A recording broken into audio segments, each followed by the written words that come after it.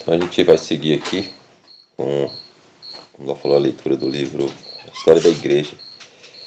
E o ponto que a gente vai partir aqui é Paulo em Tessalônica e Bereia.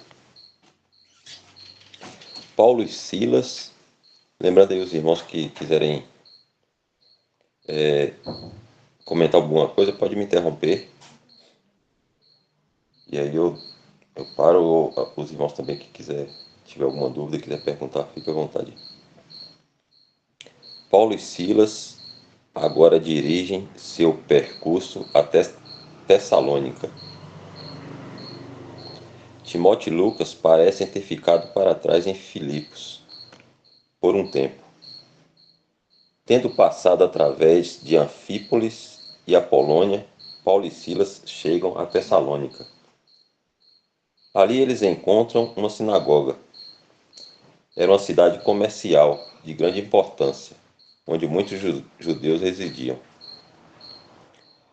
Paulo, como tinha por costume, foi ter com eles e por 3 sábados disputou com eles sobre as Escrituras. Atos 17:2. Os corações de muitos foram tocados por suas pregações, e uma grande multidão de devotos gregos e mulheres da alta sociedade creram. Mas o velho inimigo de Paulo aparece novamente. Os judeus desobedientes, movidos de inveja, tomaram consigo alguns homens perversos dentre os vadios e, ajuntando o povo, alvoroçaram a cidade e, assaltando a casa de Jason, procuravam trazê-los para junto do povo. E não os achando, trouxeram Jason e alguns irmãos à presença dos magistrados da cidade, clamando: Estes que têm alvoroçado o mundo chegaram também aqui, os quais Jason recolheu, e todos estes procedem contra os decretos de César, dizendo que há outro rei, Jesus. Atos 17, de 5 a 7. Estes versículos devem bastar para nos dar uma ideia do caráter universal dos judeus contra o Evangelho e contra Paulo, seu principal ministro. O apóstolo tinha, evidentemente, pregado aos Tessalonicenses a verdade a respeito da exaltação de Cristo e sua vinda na glória, dizendo que há outro rei, Jesus. Daí a constante alusão à vinda do Senhor e ao dia do Senhor nas epístolas de Paulo àquela igreja. Pelo que diz Paulo em sua primeira epístola, aprendemos que seus trabalhos foram muito abundantes e grandemente reconhecidos e abençoados pelo Senhor para muitas almas. E aí que ele dá aqui as referências que ele está citando aqui. O apóstolo agora procede para Bereia. Ali os judeus eram mais nobres. Eles examinavam o que ouviam pela palavra de Deus. Houve uma grande bênção ali também. Muitos creram, mas os judeus, como caçadores após sua presa, apressaram-se de Tessalônica para Bereia e levantaram um tumulto que forçou Paulo a deixar o lugar quase imediatamente. Acompanhado por alguns dos bereanos convertidos, ele direcionou seu curso para Atenas. Silas e Timóteo ficaram para trás.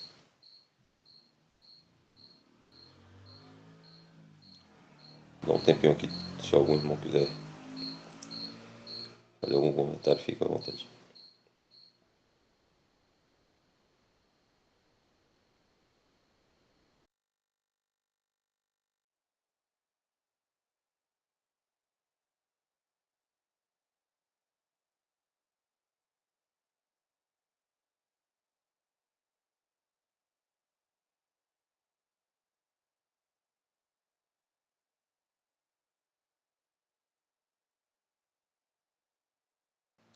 esse trechinho aí dos bereanos, que eles examinavam o que ouviam pela palavra de Deus, quase todos conhecem, né? A Bíblia fala que eles eram mais nobres que os de Tessalônica. Como eu estava falando no começo aí, toda a mente de Deus, toda a vontade de Deus está expressa na Bíblia para nós. Na Bíblia. Então é evidente, né, que a gente devia procurar na Bíblia o pensamento de Deus sobre as coisas. Infelizmente, né, a gente, por causa da nossa fraqueza, a gente não toma esse cuidado. Ainda que seja uma questão, às vezes, que não está muito explícita ou é de, de difícil entendimento, né, a gente deveria aguardar no Senhor ou orar e pedir ao Senhor que nos ajudasse no entendimento, para receber do Senhor, como o Dal falou aí, o entendimento. E acontece com todos, né? Quando a gente está no sistema religioso, é de tomar o que a gente ouve como uma verdade sem julgar. A gente, quando se converte, a gente não tem conhecimento da Bíblia. A gente vai adquirindo aos poucos, né? Vai tendo intimidade, vai vivendo um texto aqui, um texto ali.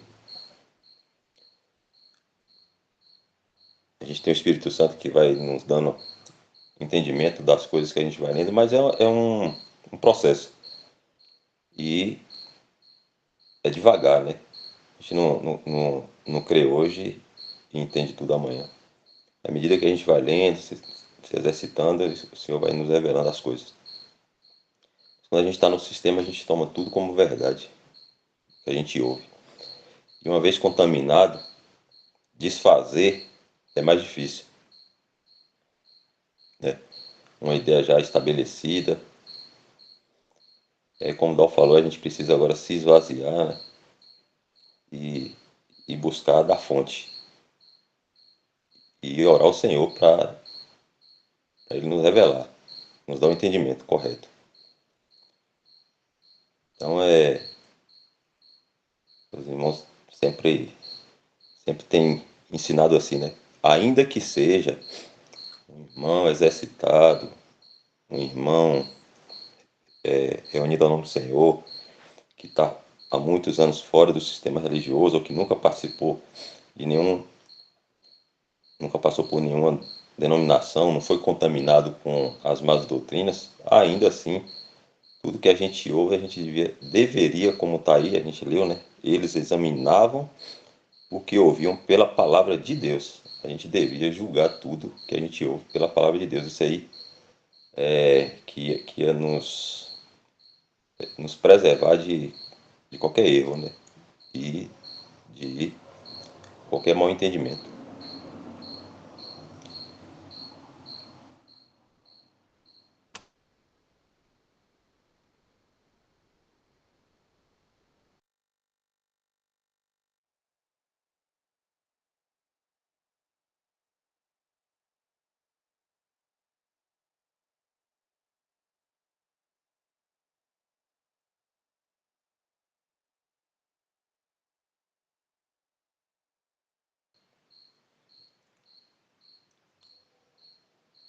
Agora a gente está onde?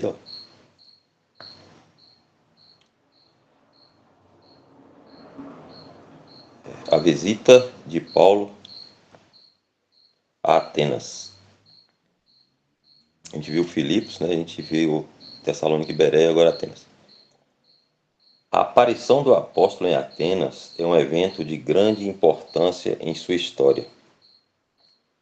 Atenas era, em certos aspectos, a capital do mundo e a sede da cultura e filosofia grega, mas era também o ponto central da superstição e idolatria.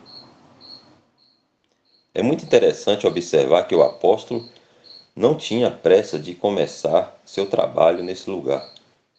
ele concedeu tempo à reflexão, pensamentos profundos e o pesar de tudo na presença de Deus e à luz da morte e ressurreição de Cristo encheram sua mente. Sua primeira intenção era esperar pela chegada de Silas e Timóteo. Ele tinha enviado uma mensagem para Bereia para que eles fossem ter com ele o mais rápido possível. Mas quando ele se viu rodeado de templos e altares e estátuas e adoração idólatra, ele não podia mais ficar em silêncio. Como de costume, ele começa com os judeus, mas também disputa diariamente com os filósofos no mercado. Cristianismo e paganismo então se confrontam abertamente entre si. E vale observar, o apóstolo do cristianismo estava sozinho em Atenas, enquanto o lugar fervilhava de apóstolos do paganismo. E tão numerosos eram os objetos de adoração que um satirista uma vez observou, abre aspas, é mais fácil encontrar um Deus que um homem em Atenas.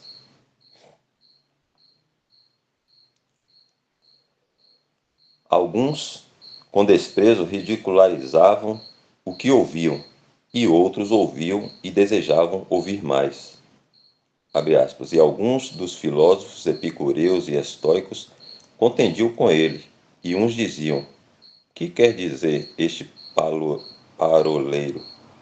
E outros, parece que é pregador de deuses estranhos, porque lhes anunciava a Jesus e a ressurreição. Atos 17 e 18. Estas palavras tinham causado grande impressão e permaneceram claramente em suas mentes. Que novidade e que bendita realidade para as almas! A pessoa de Cristo, não uma teoria, o fato da ressurreição, não uma sombria incerteza quanto ao futuro. O ministro de Cristo desnuda aos estudados atenienses a temerosa condição em que se encontravam sobre a visão do verdadeiro Deus. No entanto, eles desejavam uma exposição mais plena e mais deliberada sobre esses misteriosos assuntos e levaram Paulo ao Areópago. Desse lugar, o Areópago, é dito que era o mais conveniente e apropriado para um discurso. A mais solene corte da justiça havia sentado desde tempos imemoriais na colina do Areópago. Os juízes se sentavam ao ar livre sobre assentos escavados na rocha. Nesse local, muitas questões solenes tinham sido discutidas e muitos casos solenes decididos. Começando com o lendário julgamento de Marte, o que deu ao lugar o nome de Colina de Marte. Foi nesse cenário que Paulo dirigiu-se à multidão. Não há um momento sequer na história do apóstolo ou na história do começo do cristianismo mais profundamente interessante ou mais conhecido que este.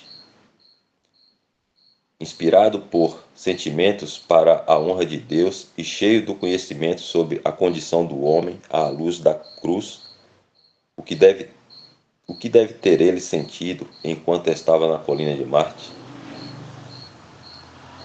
Para onde quer que voltasse os olhos, os sinais da idolatria em suas milhares de formas se levantavam diante dele.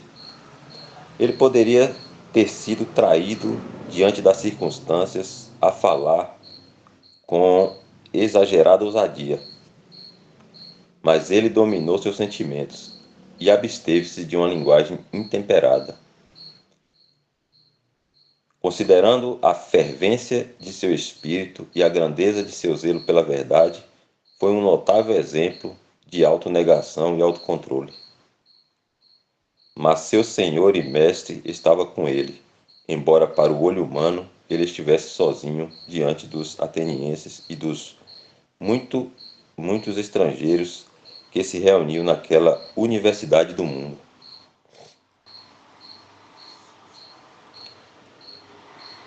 Pela sabedoria, prudência, raciocínio claro e perfeita habilidade, o discurso de Paulo se destaca nos anais da história da humanidade.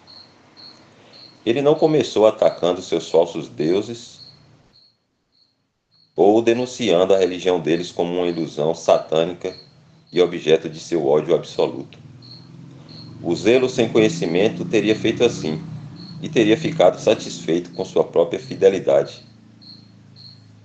Mas no discurso que temos diante de nós, temos um exemplo da melhor maneira de se aproximar das mentes e corações de pessoas ignorantes e preconceituosas de qualquer idade.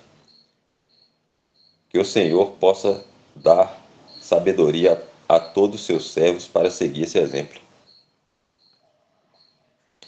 Suas palavras de abertura são, ao mesmo tempo, vencedoras e reprobatórias. Homens atenienses, em tudo vos vejo um tanto supersticiosos. Atos 17, 22. Ele, então, começa reconhecendo que eles tinham sentimentos religiosos, mas que estavam na direção errada. E então fala de si como sendo um que estava disposto a conduzi-los ao conhecimento do verdadeiro Deus. Abre aspas. Esse, pois, que vós honrais, não o conhecendo, é o que eu vos anuncio. Atos 17, 23. Ele sabiamente seleciona para seu texto a inscrição ao Deus desconhecido. Atos 17, 23. Isto lhe dá a oportunidade de começar do mais baixo degrau da escada da verdade. Ele fala da unicidade de Deus, o Criador, e da relação do homem com ele. Mas ele logo deixa o argumento contra a idolatria e procede pregando o Evangelho. E ainda assim, ele tem o cuidado de não introduzir o nome de Jesus em seu discurso público. Ele tinha feito isso totalmente em suas ministrações mais peculiares, introduzido o nome do Senhor, no caso, né? Mas estando cercado pelos discípulos e admiradores de nomes como Sócrates, Platão, Zeno e Epicuro, ele sagradamente guarda o santo nome de Jesus do risco de uma comparação com tais. Ele bem sabia que o nome do humilde Jesus de Nazaré era loucura para os gregos. 1 Coríntios 1, 23. Ou bobagem. No entanto, é fácil observar que, próximo ao fim de seu discurso, a atenção de toda a audiência está concentrada no homem Cristo Jesus, embora seu nome não seja mencionado em todo o discurso. Então ele procede, abre aspas, mas Deus, não tendo conta os tempos da ignorância, anuncia agora a todos os homens e em todo lugar que se arrependam, porquanto tem determinado um dia em que com justiça há de julgar o mundo por meio do homem que destinou, e disso deu certeza a todos, ressuscitando-o dentre os mortos. Atos 17, 30 a 31. 30 e 31. Aqui, a paciência de sua audiência acabou. Seu discurso foi interrompido, mas a última impressão deixada em suas mentes era de eterno peso e importância. O apóstolo inspirado se dirigiu às consciências e não à curiosidade intelectual dos filósofos. A menção da ressurreição dos mortos e do julgamento do mundo, com tal poder e autoridade, não podia deixar de perturbar aqueles orgulhosos e auto-indulgentes homens. O princípio essencial, ou maior objetivo, do filósofo epicureu era satisfazer a si mesmo, e do estoico era uma orgulhosa indiferença ao bem e ao mal, ao prazer e à dor. Que dúvidas podemos ter de que essa notável assembleia se desfaria em meio ao escárnio desdenhoso de alguns e à gélida indiferença de outros? Mas apesar de tudo, o cristianismo tinha ganhado sua primeira e nobre vitória sobre a idolatria. E quaisquer que tenham sido os resultados imediatos do discurso de Paulo, sabemos que tem sido de bênção para muitos desde então, e que ainda trará muitos frutos em muitas almas, e continuará a dar frutos para a glória de Deus sempre e sempre. Dá só um tempinho aqui, talvez algum irmão queira trazer algum pensamento, fique à vontade.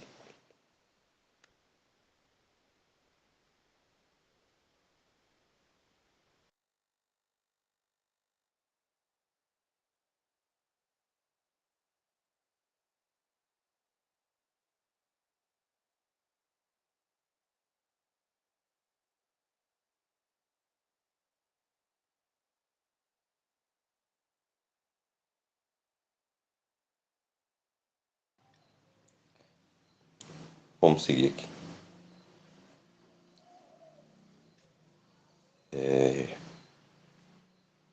Paulo agora se afasta do meio deles. Ele não parece ter sido expulso por qualquer tumulto ou perseguição. O bendito Senhor lhe concedeu provar de sua própria alegria e da alegria dos anjos quando alguns pecadores contritos o buscaram. Abre aspas. Entre os quais foi Dionísio, a Areopagita, uma mulher por nome Dâmaris, e com eles outros. Atos 17:34. Mas na cidade militar de Filipos e nas cidades mercantis de Tessalônica e Corinto, o número de conversões parece ter sido muito maior do que na altamente educada e civilizada cidade de Atenas. Isto é profundamente humilhante para o orgulho do homem e para os vangloriosos poderes da mente humana. Uma epístola foi escrita aos Filipenses, duas aos Tessalonicenses e duas aos Coríntios, mas não temos nenhuma carta escrita por Paulo aos Atenienses, e não lemos de ter ele outra vez visitado Atenas.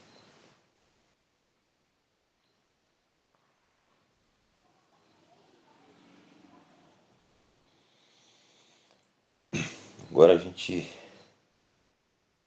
vai para a visita de Paulo a Corinto.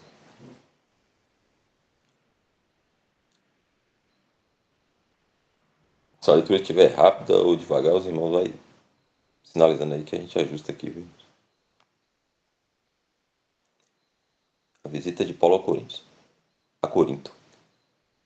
A conexão de Corinto com a história, com os ensinos e com os escritos de nosso apóstolo é quase tão íntima e importante quanto Jerusalém ou Antioquia. Corinto pode ser considerada seu centro na Europa. Aqui Deus teve muito povo, Atos 18:10.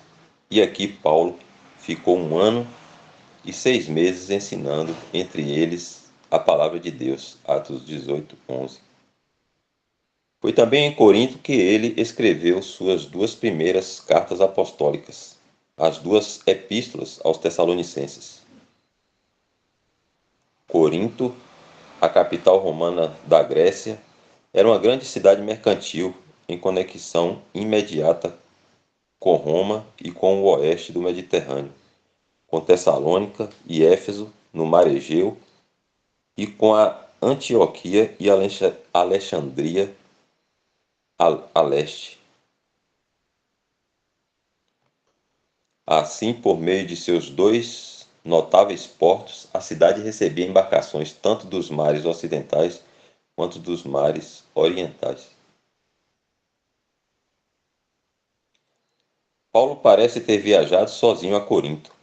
Se Timóteo foi ter com ele quando em Atenas, 1 Tessalonicenses 3:1, ele foi enviado de volta a Tessalônica, lugar pelo qual, como veremos em breve, Paulo tinha grande afeição no coração.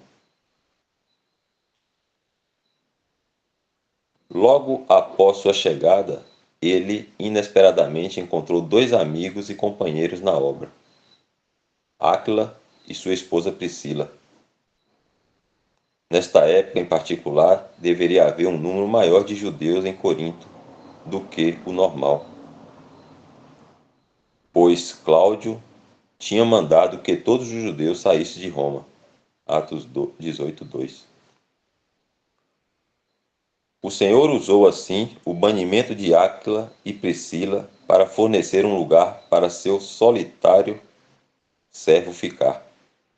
Eles eram da sua terra, Israel, do seu mesmo ramo de negócio e do mesmo coração e espírito.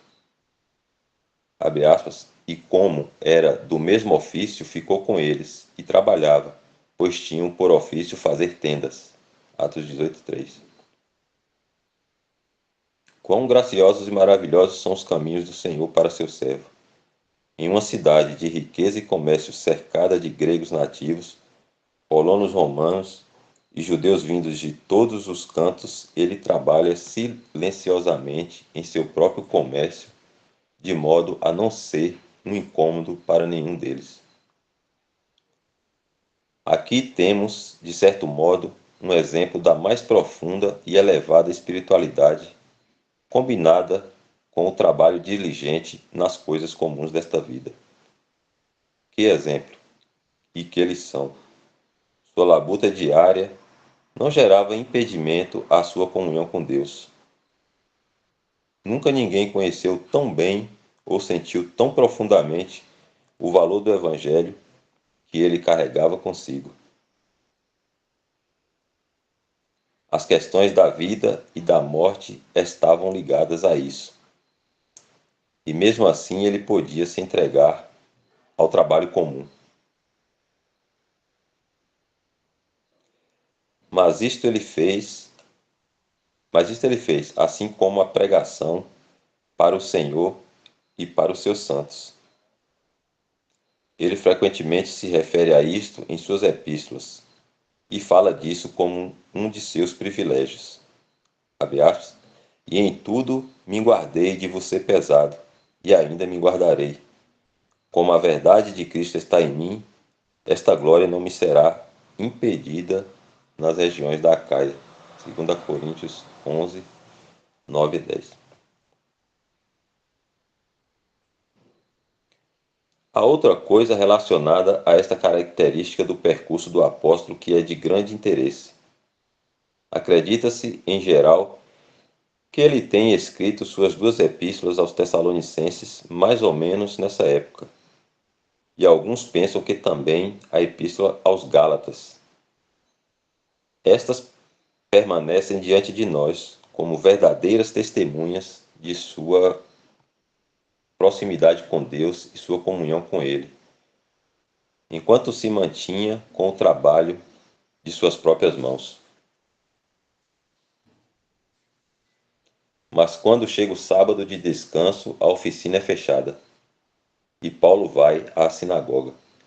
Este era seu hábito. Abre aspas, e todos os sábados disputava na sinagoga e convencia a judeus e gregos. Atos 18, 4. Mas enquanto Paulo estava ocupado, tanto nos dias de semana quanto nos sábados, Silas e Timóteo chegaram da Macedônia. É evidente que eles trouxeram consigo alguma ajuda que iria ajudar a suprir as necessidades do apóstolo naquele tempo e assim aliviá-lo de tal trabalho constante.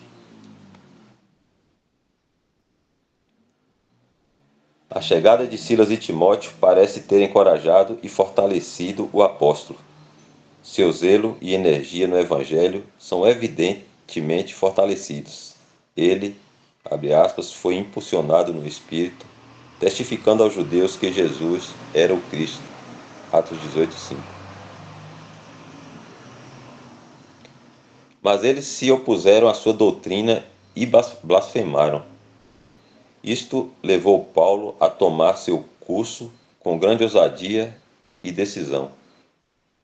Ele sacode a roupa, como sinal de estar limpo do sangue deles, e declara que dali em diante passará a tratar com os gentios.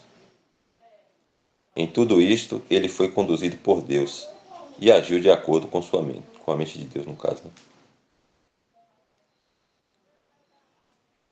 Enquanto era possível, ele pregava na sinagoga, mas quando ele não mais podia estar lá, foi compelido a usar o lugar mais conveniente que ele podia encontrar. Em Éfeso, ele pregou na escola de um tal de Tirano de um tal de Tirano. Em Roma, ele ficou 2 anos inteiros na sua própria habitação que alugara e recebia todos quantos vinham vê-lo. Atos 28:30. E aqui em Corinto, um prosélito chamado Justo abriu sua casa ao rejeitado apóstolo. Nessa particular crise na história do apóstolo, ele foi favorecido com outra revelação especial do próprio Senhor. Abre aspas. E disse o Senhor em visão a Paulo: Não temas, mas fala, e não te cales, porque eu sou contigo, e ninguém lançará mão de ti para te fazer mal, pois tenho muito povo nessa cidade. E ficou ali 1 ano e 6 meses ensinando entre eles a palavra de Deus. Atos 18:9-11. Porém, novamente, seus implacáveis inimigos se enfurecem.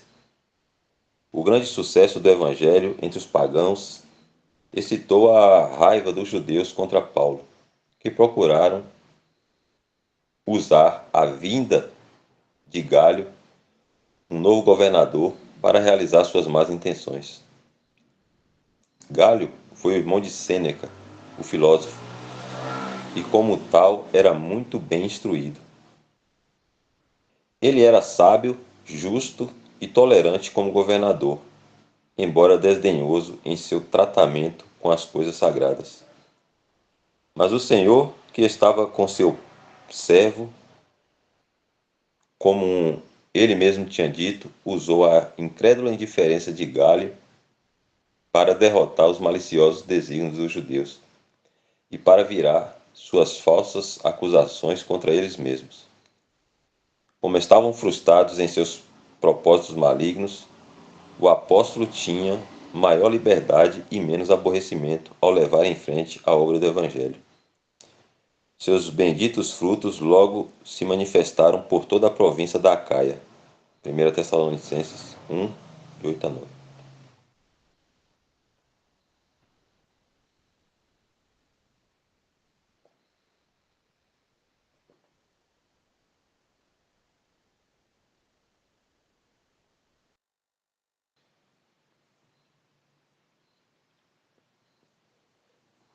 Seguir mais um pouco aqui. A rápida visita de Paulo a Éfeso. O momento chegou em que Paulo achou por bem deixar Corinto e revisitar Jerusalém. Ele tinha um grande desejo de estar na próxima festa, mas antes de partir recebeu uma solene despedida da jovem assembleia, prometendo, o Senhor permitindo, retornar. Acompanhado de Áquila e Priscila, ele deixa Corinto em paz. Mas quando no porto, antes da partida, aconteceu uma cerimônia que levantou não pouca discussão. Paulo, estando sob um voto, raspa sua cabeça em Cencreia. Em sua própria mente e como um que era guiado pelo Espírito, temos certeza de que ele estava muito acima e além de uma religião de festas e votos. Mas mesmo assim, inclinou-se em graça aos costumes de sua nação. Aos judeus ele se torna um judeu, constante oposição dos judeus à sua doutrina e a violenta perseguição nunca enfraqueceram as afeições do apóstolo para com seu amado povo. Certamente, tal proceder vinha de Deus. Enquanto ele procurava, na energia do Espírito, pregar o Evangelho aos gentios, ele nunca esquecia infidelidade à palavra de Deus, de pregar aos judeus primeiro. Assim, ele é para nós como a viva expressão da graça de Deus para com os gentios e de suas remanescentes afeições para com os judeus. A equipe missionária chega a Éfeso. Paulo vai à sinagoga e debate com os judeus. Eles parecem inclinados a ouvi-lo, mas ele tem um forte desejo de subir a Jerusalém e celebrar a festa que se aproxima. Assim, ele se despediu deles, dizendo: É-me de todo preciso celebrar a solenidade que vem em Jerusalém, mas querendo Deus, outra vez voltarei a vós. E partiu de Éfeso. Atos 18, 21.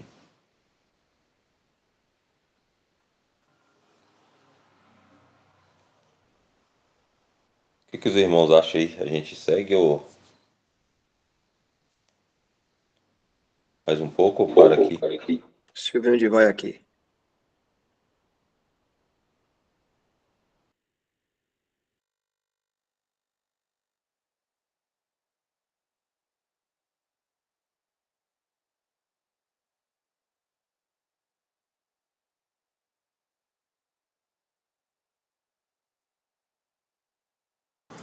Dá para encerrar, Welton, até chegar naquela parte da terceira viagem. Certo. Vamos lá. A quarta visita de Paulo a Jerusalém. Não nos são fornecidas quaisquer informações pelos historiadores sagrados sobre o que ocorreu em Jerusalém naquela ocasião. Apenas nos é dito que Paulo subiu a Jerusalém e, saudando a igreja, desceu a Antioquia. Atos 18, 22. Mas seu intenso desejo de fazer esta visita pode nos assegurar sua grande importância. Ele pôde ter sentido, ele pôde ter sentido que tinha chegado a hora quando os judeus cristãos, reunidos na festa, deveriam ouvir um relato completo da recepção do Evangelho entre os gentios. Colônias romanas e capitais gregas tinham sido visitadas, e uma grande obra de Deus tinha sido cumprida. Tudo isso teria sido perfeitamente natural e correto, mas desejamos não remover o véu que o Espírito Santo colocou sobre essa visita. Paulo desce de Jerusalém a Antioquia, visitando todas as assembleias que ele tinha inicialmente formado. E assim, de certo modo, unindo sua obra, Antioquia e Jerusalém. Até onde sabemos, foi a última visita de Paulo a Antioquia. Já vimos como novos centros de vida cristã tinham sido estabelecidos por ele nas cidades gregas do Egeu. O curso do Evangelho segue cada vez mais para o Ocidente, e a parte inspirada da biografia do apóstolo, após um curto período de profundo interesse na Judéia, finalmente se centraliza em Roma.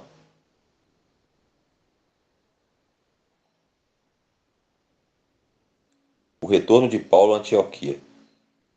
Após uma jornada que se estendeu em um espaço de 3 ou 4 anos, nosso apóstolo retorna a Antioquia. Ele tinha viajado um longo circuito e disseminado o cristianismo em muitas cidades prósperas e populosas, quase que inteiramente por seus próprios esforços. Se o leitor deseja manter interesse na história de Paulo, deve notar clara e distintamente as grandes épocas na vida de Paulo e os principais pontos em suas diferentes jornadas. Mas antes de começar com Paulo em sua terceira jornada missionária, pode ser interessante tomar nota de um outro grande pregador do Evangelho que aparece exatamente neste momento e cujo nome, ao lado do apóstolo, é talvez o mais importante na história do início da igreja. Nota do tradutor, tirando o nome do próprio Senhor. Apolo era um judeu de nascença, natural de Alexandria. Ele era um homem eloquente e poderoso nas Escrituras, conhecendo somente o batismo de João. Atos 18, 24, 25. Ele era devoto, sincero e reto, publicamente confessando e pregando aquilo que conhecia, e o poder do Espírito Santo era manifesto nele. Não parece que ele tenha recebido qualquer designação, ordenação ou sanção de qualquer tipo, nem dos 12, nem de Paulo. Mas o Senhor, que está acima de todos, o chamou e estava agindo nele e por ele. Vemos assim, no caso de Apolo, a manifestação do poder e liberdade do Espírito Santo sem intervenção humana. É interessante observar isto. A ideia de um clericalismo exclusivo é a negação prática da liberdade do Espírito em agir por quem ele quer. Mas, embora embora ardente em zelo e um locutor poderoso, Apolo conhecia apenas o que João Batista tinha ensinado a seus discípulos. O Senhor sabia disso e proveu mestres para ele. Dentre aqueles que ouviam a seus fervorosos apelos, 2 dos bem instruídos discípulos de Paulo foram conduzidos a tomar um interesse especial por ele. E embora ele fosse ensinado e eloquente, ele era humilde o bastante para ser instruído por Áquila e Priscila. Eles o convidaram à sua casa e, sem dúvida, em espírito humilde, lhe declararam mais precisamente o caminho de Deus. Atos 18, 26. Que simples, que natural e que belo. Tudo é do Senhor. Ele ordenou que Áquila e Priscila fossem deixados em Éfeso, que Apolo deveria vir e animar o povo em Éfeso antes da chegada de Paulo, e após ser instruído, que deveria ir a Corinto e ajudar na boa obra naquele lugar, obra esta iniciada por Paulo. Apolo regou o que Paulo tinha plantado, e Deus deu o aumento abundante. Tais são os benditos caminhos do Senhor em seu pensativo amor e carinhoso cuidado por seus servos e por todas as suas assembleias.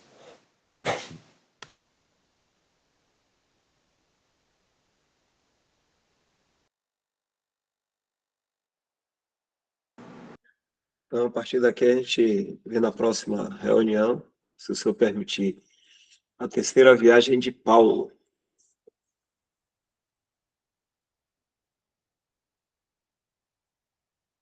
Renan, você poderia agradecer, Renan?